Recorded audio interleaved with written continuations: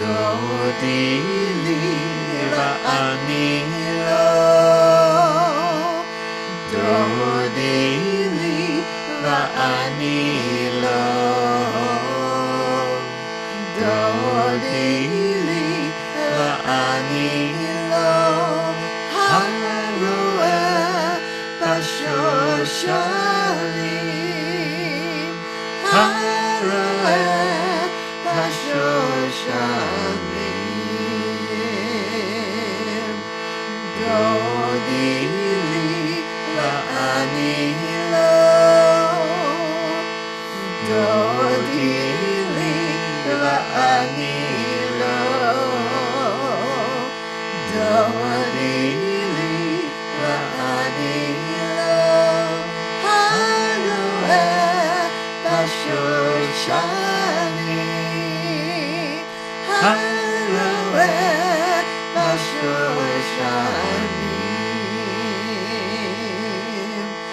Dodili va'ani lo, Dodili va'ani lo, Dodili va'ani lo, Haroe Bashoshanim, Haroe Bashoshanim,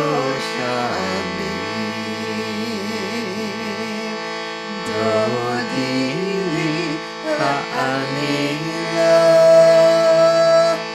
Dodili va'ani lo, Dodili va'ani lo, Haroe Bashoshanim, Haroe Bashoshanim, Dodili va'ani lo, Dodili va'ani lo, Dodili va'ani lo, Haroe Bashoshanim, Haroe Bashoshanim. Once more. Dodili va'ani lo, Dodili va'ani lo, Dodili va'ani lo, Haroe Bashoshanim, Haroe Bashoshanim.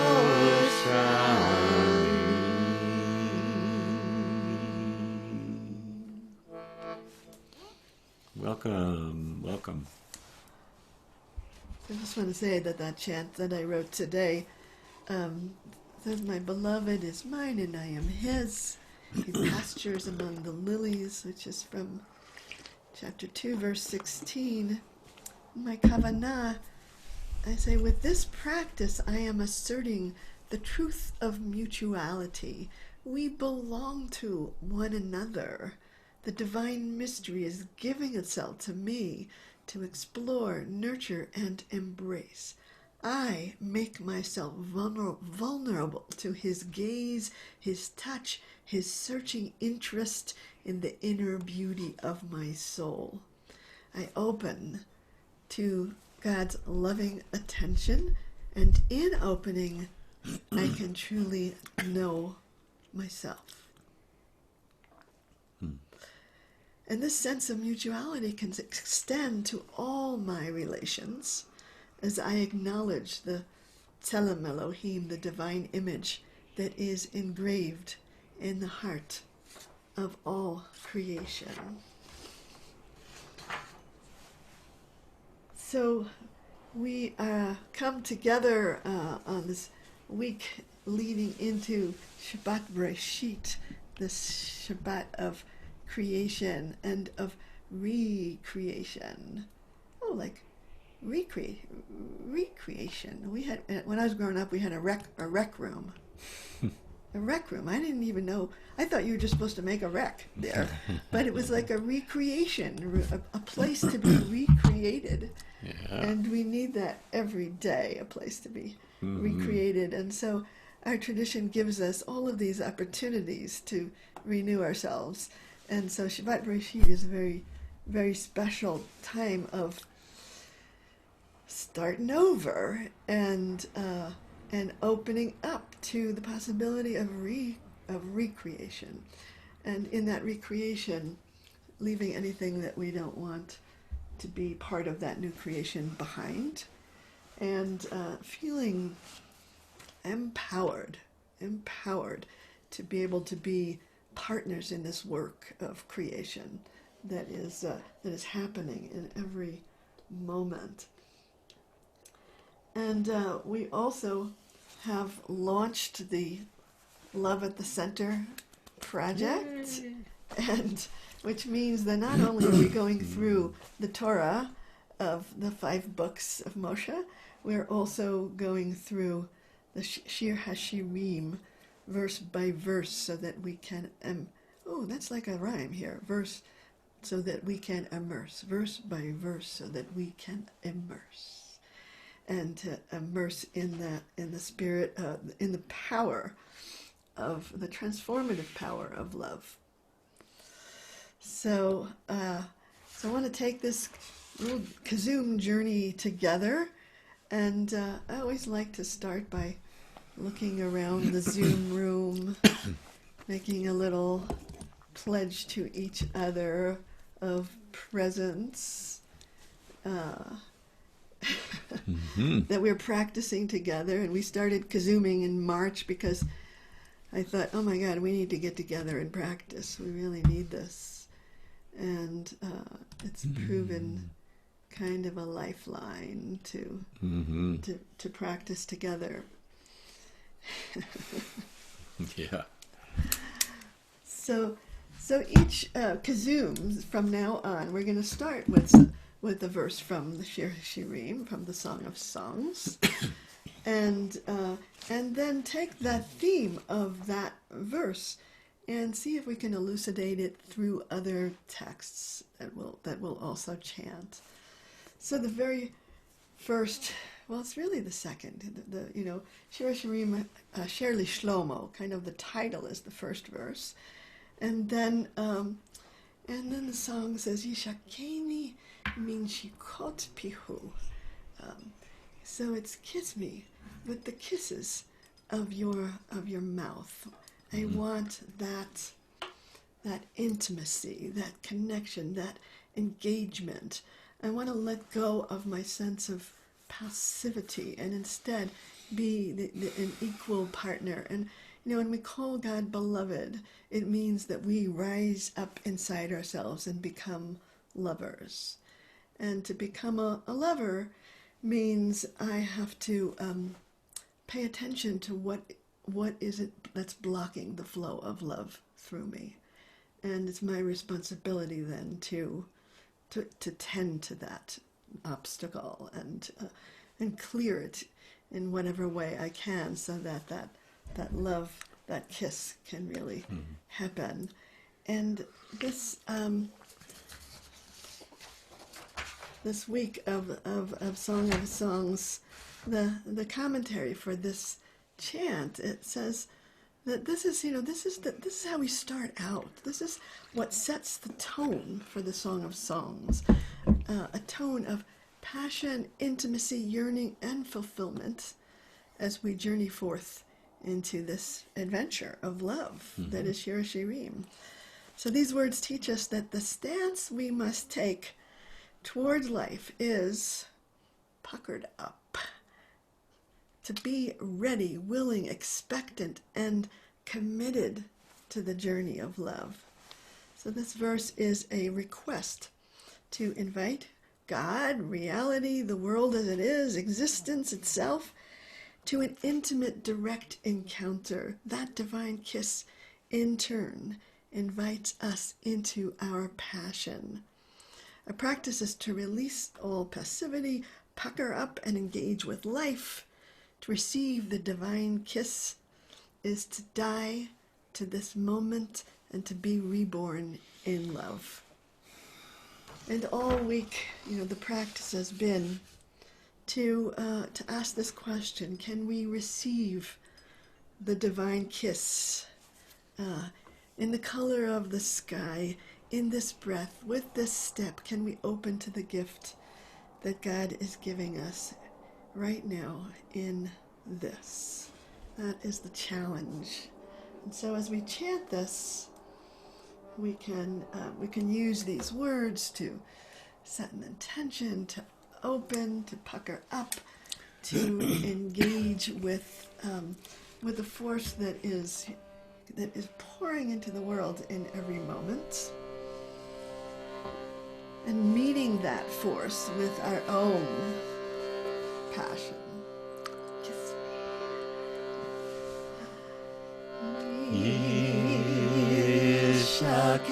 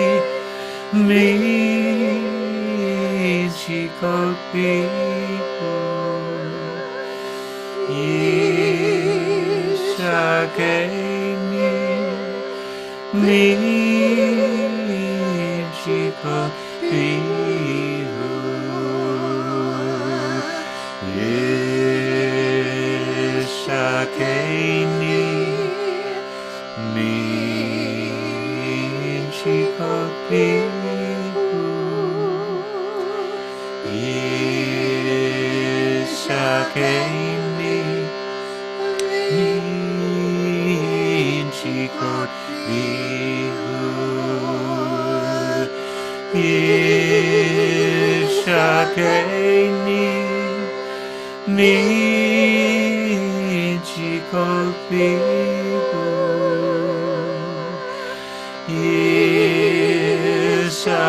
Yisakeni min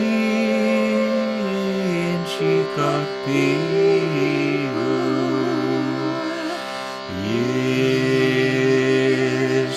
Yisakeni min chikot bihu Yisakeni min chikot bihu Yisakeni min chikot bihu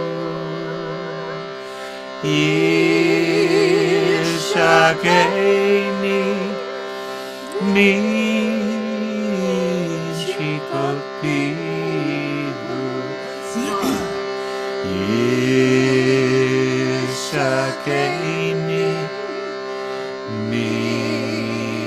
min chikot bihu Yisakeni min chikot bihu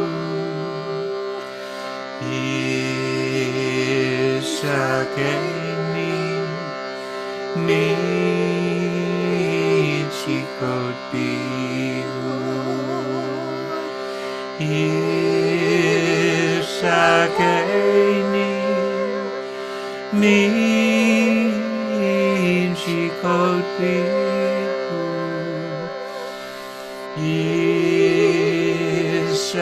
Yisakeni min chikot bihu.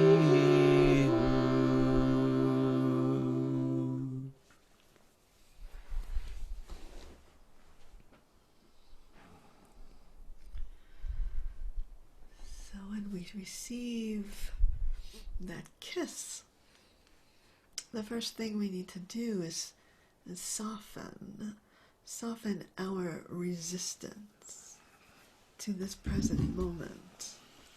There's something that I think can learn from a kiss, that when you are kissed, there's there's that resistance that falls away, and then there's a kissing back.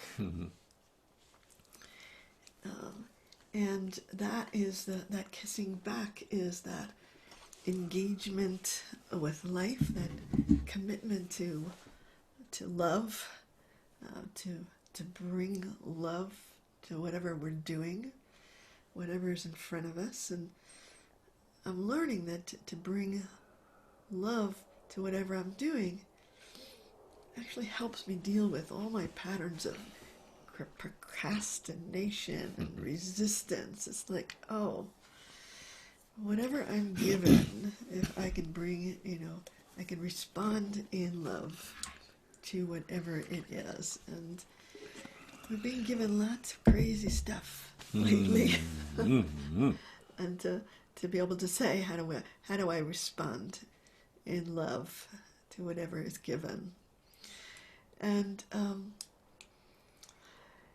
so I have to let go of my resistance, but then I also have to make a commitment. And I chose this next chant which is called Encountering the Living God. And it says you get in touch with, there is a thirst deep inside us for that encounter with the living God.